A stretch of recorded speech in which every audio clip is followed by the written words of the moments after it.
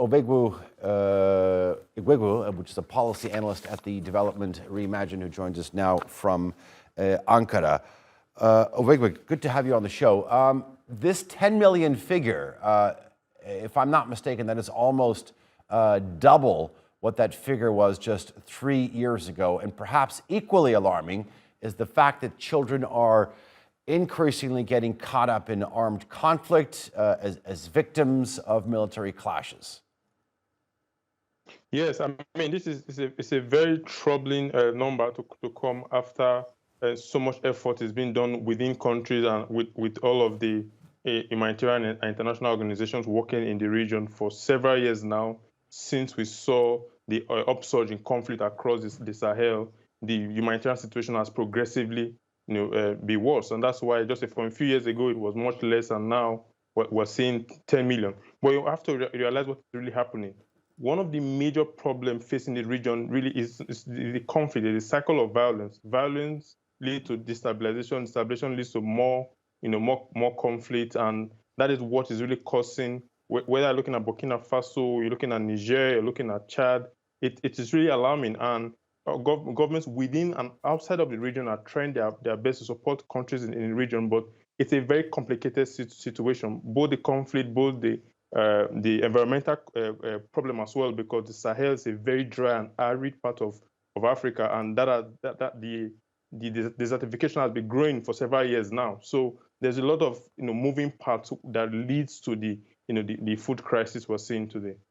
Ovigwe, I mean, when children are concerned, you talked about this recurring cycle of violence, and one of the key links in this is that you're seeing that armed groups that essentially oppose state-administered, state-sponsored education, they go down there and they systematically burn and loot schools. They threaten, abduct, or even kill teachers.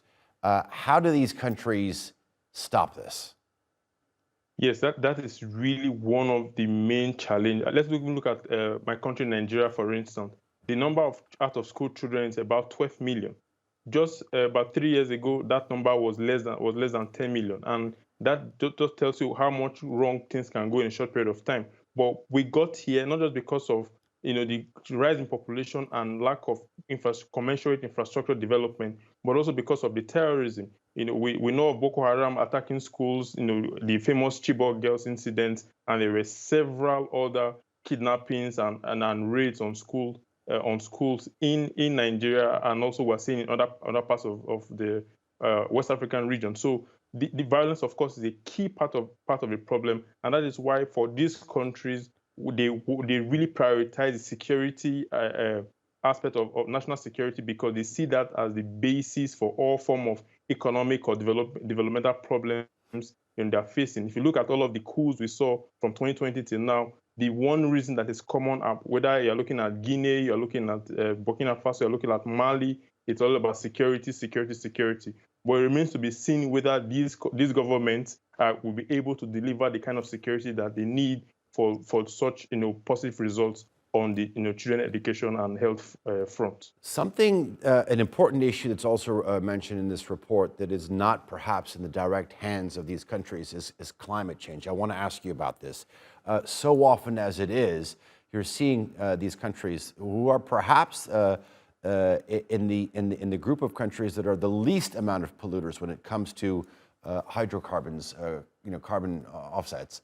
They're the ones who suffer the most, whether it's desertification or whatever it may be. Talk to us about how children are affected by climate change in the Sahel. Yeah. When we're looking at the Sahel and the environmental challenge, I think there really are two factors to consider. One, the Lake Chad Basin. So Lake Chad Basin is a part of the Sahel that you have countries like the riparian countries like Nigeria, Chad, Niger, and Cameroon. Like the Lake Chad, since the 80s, has been shrinking. It is a fraction of what it used to be some decades ago. But the Lake Chad is very crucial for agriculture, because that is where many of the inland countries like Niger, like Chad, that are landlocked, they rely so much on the Chad and waters from the Chad to actually to carry out agriculture.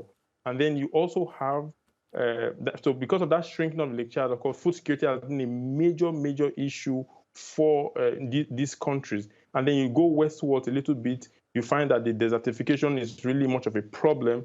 And mind you, in these countries, you have a growing population. For instance, in Niger, the number of children per woman is about 6.2. So that's a lot. So we have these populations growing rapidly. Nigeria also growing rapidly.